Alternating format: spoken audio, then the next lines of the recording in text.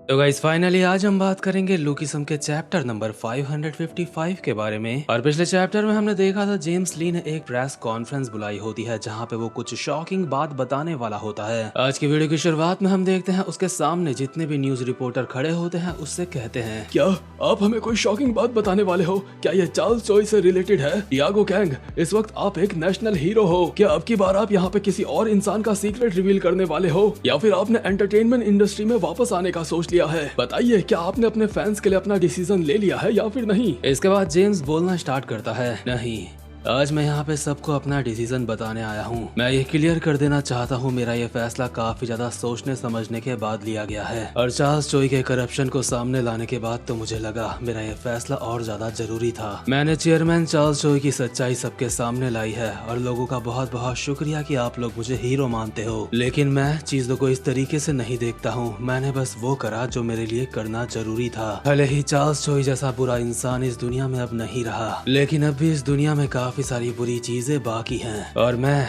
उन बुरी चीजों के खिलाफ लड़ना चाहता हूँ। सर, आपने कहा आप बुरी चीजों से लड़ना चाहते हो, लेकिन हम समझ नहीं पा रहे हैं। क्या आप ठीक से समझा सकते हैं? पॉलिटिक्स, मैं पॉलिटिक्स में आने की सोच रहा हूँ। ये बात सुन के सारे न्यूज रिपोर्टर काफी ज्यादा हैरान हो जाते हैं। उन्हें लगता है क्योंकि जेम्स ली को यानी कि डियागो कैंग को सारे के सारे लोग हीरो कह के बुलाते हैं, इसलिए डियागो कैंग को गलतफहमी हो गई है कि वो पॉलिटिक्स में भी आ सकता है। न्यूज रिपोर्टर्स को डियागो कैंग की ये बात कुछ खास पसंद नहीं आ रही होती है। वो डियागो कैंग को एज अ पॉलिटिशियन नहीं देखना चाहते। यहाँ पे डियागो कैंग से काफी सारे सवाल पूछे जा रहे होते हैं और उनमें कुछ आवाजें ऐसी होती हैं। क्या इसी वजह से आपने एंटरटेनमेंट इंडस्ट्री को छोड़ा था? क्या आप किसी नई पार्टी को ज्वाइन करोगे या फिर अपनी एक नई पार्टी बनाओगे? या आपको पूरा यकीन है आप जनता का भरोसा जीत पाओगे, लेकिन आपको नहीं लगता आपके पास पॉलिटिक्स का बिल्कुल भी एक्सपीरियंस नहीं है? तो फिर आप ये सब कुछ कैसे करने वाले हो? आपका आगे का प्लान क्या है? लेकिन इतने में यहाँ पे एक और बड़ा पॉलिटिशियन आता है जो कि यहाँ पे आके कहता है, आप लोग चिंता मत करो क्योंकि डियागो कैंग बस एक सेलिब्रिटी नहीं है। इसको देख के सारे न्यूज रिपोर्टर हैरान हो जाते हैं क्योंकि ये बंदा नेशनल असेंबली का मेंबर होता है, साथ ही में इस वक्त जो पार्टी रूल कर रही होती है उसका रिप्रेजेंटेटिव। इसका नाम होता है गिबॉक जैंग जो कि योंगहो पार्टी का होता है। लोगों को समझ नहीं आ रहा होता है ये बंदा और डियागो कैंग एक पार्टी में कब हो गए, लेकिन इस बंदे को पहले हमने देखा है लुकिसम में। गिबॉक जैंग यहाँ पे आके सारे के सारे न्यूज रिपोर्टर्स को बताता है कि हमारी पार्टी ने बहुत ज्यादा सोच विचार के बाद इस बंदे को अपनी पार्टी में लिया है और हमें इस बंदे पे पूरा यकीन है ये समाज को एक अच्छा भविष्य देगा। लोगों के पास अभी काफी सारे सवाल होते हैं पूछने के लिए, लेकिन गिबॉक जैंग के पास मुझे नहीं लगता कि जवाब है देने के लिए, इसलिए वो डियागो कैंग को कहता है कि अब तुम्हारी बारी है कहने की। इसके बाद डियागो कैंग अपनी चिकनी चुपड़ी बातों के साथ कहता है, हमारे देश के लोगों,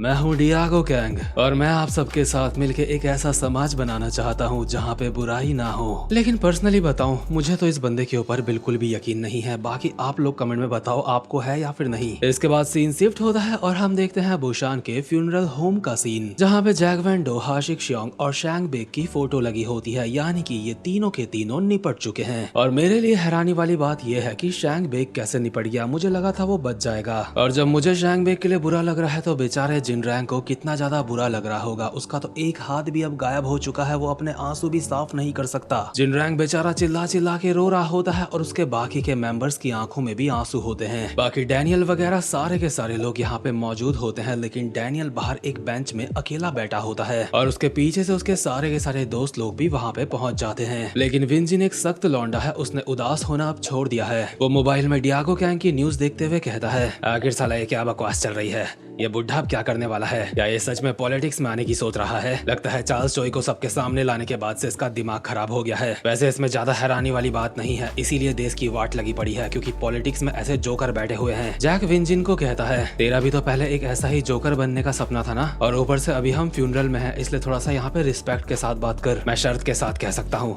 अगर अभी मैं यहाँ पे रोने लग गया तो मरे हुए लोगों को भी काफी अजीब लगेगा। इतने में ही जेक किम यहाँ पे आ जाता है और डैनियल को कहता है, डैनियल पार्क, तो तुम यहाँ पे हो, मुझे लगा ही था तुम यहीं पे होंगे। लेकिन डैनियल काफी ज्यादा सैड होता है और जेक को कहता है, जेक भाई आखिर ऐसा क्यों हुआ?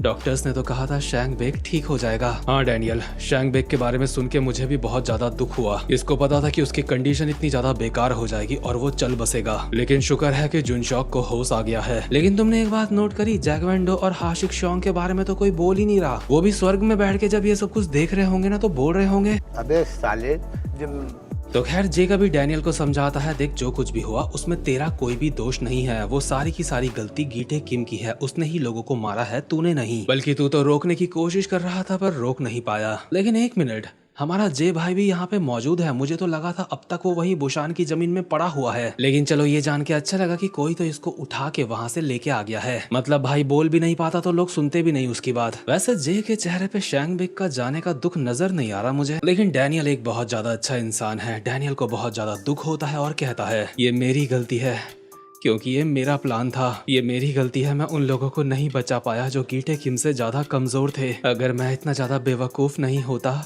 इतना ज्यादा कमजोर नहीं होता तो ऐसा नहीं होता। इतने में ही जेक कहता है, डैनियल पार्क, गीटे किम को मैं रोकूंगा, तुझे अपने आप को दोष नहीं देना चाहिए। अभी जो जरूरी बात है वो ये है कि गीटे किम हर चीज के ऊपर कब्जा करना चाहता है। अगर ऐसा ही चलता रहा तो आगे कुछ और भी हो सकता है। गीटे किम के पीछे जो ताकत है वो उसके साथ आगे बढ़ने के लिए तैयार है, लेकिन मैं उसको रोक के रहूंगा। और ये इसलिए नहीं क्योंकि हमारा बाप एक है, बल्कि इसलिए क्योंकि हम दोनों एक जैसे अंधेरे में रहे हैं और इस बार हमने जाना है कि हमारे रास्ते अलग अलग हैं। मुझे लगता है अब एक बड़ी जंग शुरू होने वाली है। डैनियल पार्क, अगर तुझे डर लग रहा है तो तू रुक सकता है, लेकिन मैं उसको रोक के रहूंगा अपने लोगों की रक्षा करने के लिए। मैं दोबारा से किसी ऐसे को नहीं खोऊंगा जिसे उसके अपने लोग प्यार करते हैं। गीटे किम, अब मैं तुझसे लड़ूंगा। इसके बाद सीन शिफ्ट होता है और हम देखते हैं एक बहुत ही मस्त से घर का सीन जो कि पहाड़ों और जंगलों से घिरा हुआ होता है। सबसे पहले हमें यहाँ पे एक टैटो वाला बंदा दिखाया जा रहा होता है जो कि यहाँ पे कुछ लोगों का इंतजार कर रहा है। इतने में ही इसके सामने से 3 लोग चलते हुए आते हैं और ये तीनों होते हैं फर्स्ट जनरेशन के शैमचॉक के बंदे, यानी कि शैमचॉक एक जगह का नाम होगा और इनमें से जो किंग ऑफ शैमचॉक होता है उसका नाम होता है म्यूजियन जैंग। ऑब्वियसली ये किसी जगह का किंग है तो आलतू फालतू तो नहीं होगा, इसलिए अपने सामने की तरफ देख के कहता है, ये बात तो माननी पड़ेगी तेरे पिछवाड़े में दम है जो तूने मुझे यहाँ बुलाया है। और इसके साथ जो 2 बंदे होते हैं इसकी गैंग के नंबर 2 और नंबर 3 के बंदे होते हैं। एक का नाम हांगी और दूसरे का नाम श्योंगू होता है। ये लोग पूछ रहे होते हैं जिसने हमें यहाँ पे बुलाया है आखिर वो कहाँ है। इतने में ही इनके पीछे से एक बंदे की आवाज आती है, क्या गैंग वैंडो के लोगों के अंदर सबर नाम की चीज नहीं है? वैसे तुम लोग फर्स्ट जनरेशन के टाइम से ही किसी जानवर की तरह रहे हो। इसमें कोई हैरानी वाली बात नहीं कि गैंग वैंडो को अब तक किसी ने यूनिफाई नहीं करा है, क्योंकि तुम लोग हमेशा ऐसे जानवरों की तरह बातें करते रहते हो और लड़ते रहते हो। और ये बंदा होता है श्योंगवू हान जो कि फर्स्ट जनरेशन का किंग होता है योंगिन नाम की जगह का। शैमचॉक के बंदे इसको देखते ही इससे लड़ने के लिए तैयार हो जाते हैं। शैमचॉक का किंग भी पीछे नहीं हटता और कहता है, क्योंकि हमसे पहले ये पंगे ले रहा है,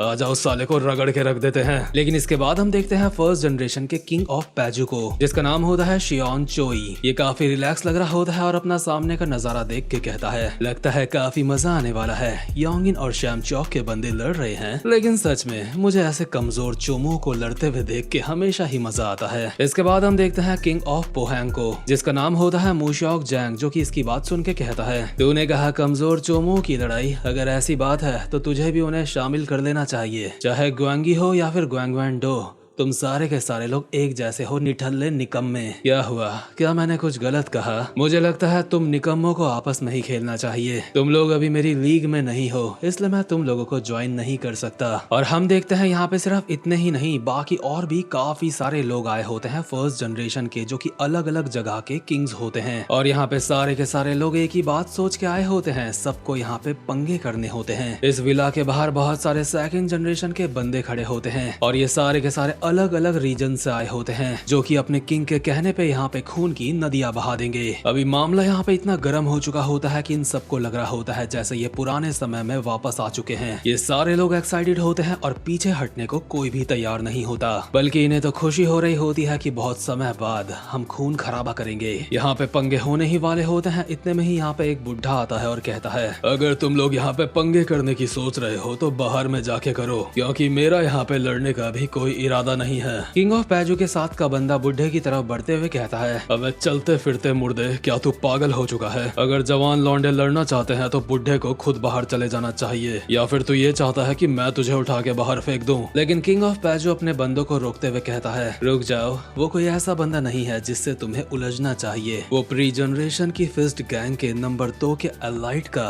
डायरेक्ट सबऑर्डिनेट है फर्स्ट यूनिट का, जो कि फर्स्ट यूनिट को हैंडल करता था। वो एक ऐसा मॉन्स्टर है जिसने यामाज़ाकी को काफी सारे मिशंस में हराया है। और ये जो प्री जनरेशन का बंदा होता है, लोग इसे कहते हैं जेंटलमैन। ये अपने ऊपर परफ्यूम छिड़कते हुए कहता है, अगर तुम लोग यहाँ पे फाइट करना चाहते हो तो 1 मिनट रुक जाओ, मुझे लगता है मेरे ऊपर से ब्रेस्ट मिल्क की स्मेल आ रही है। पीछे से फर्स्ट जनरेशन के कुछ लॉन्डो की आवाजें आ रही होती हैं। अबे आखिर ऐसा प्री जनरेशन का बुढ़ा कर ही क्या लेगा, मार मार के कुत्ता बना देंगे साले का। लेकिन जिस बंदे को हमने सबसे पहले देखा था वो कहता है, प्लीज लड़ना बंद करो, वो आ रहे हैं। किंग ऑफ शैमचॉक और उसके साथ के बंदे कहते हैं, आखिर वो है कौन? लेकिन जो भी है लगता है यहाँ पे पहुंच गया है। हाँ चलो देखते हैं वो कौन है जिसने इतने सारे बड़े लोगों को यहाँ पे बुलाया है। और जो बंदा यहाँ पे आ रहा होता है ना, उसकी पहली झलक देखते ही मैं समझ गया था कि ये कौन है, क्योंकि ये बंदा और कोई नहीं बल्कि होता है गीटे किम। हाथ में चिप्स का पैकेट और पैंट का बटन खुला और ऐसी ही हालत में ये सबको कहता है, मुझे आने में थोड़ी सी देरी हो गई, माफ करना,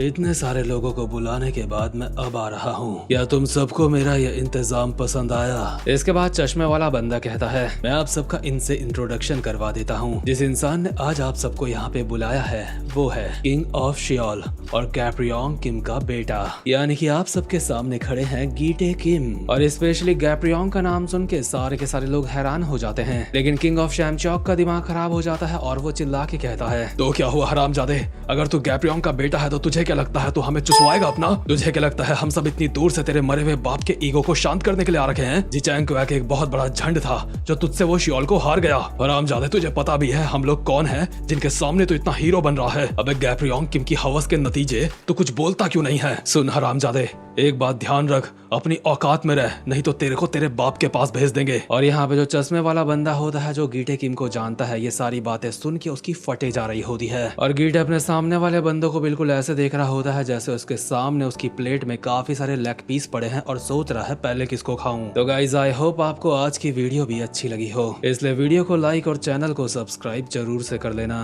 अभी मेरे इस चैनल पे करीब 55,000 सब्सक्राइबर्स हैं और व्यूज हर वीडियो में लगभग आ जाते हैं 80K, यानी कि 80,000। इसका मतलब लगभग ऐसे 30,000 लोग हैं जो मेरी वीडियोस को रेगुलर देखते हैं लेकिन चैनल सब्सक्राइब नहीं करते। और वो 30 या फिर 25,000 जो भी लोग हैं उन सबसे कहना चाहता हूँ, हेलो भाई लोग, कैसे हो आप सब? आपका जब मन हो तब सब्सक्राइब करना, कोई दिक्कत वाली बात नहीं है। अब मैं मिलता हूँ आपसे अपनी नेक्स्ट वीडियो में, तब तक के लिए गुड बाय।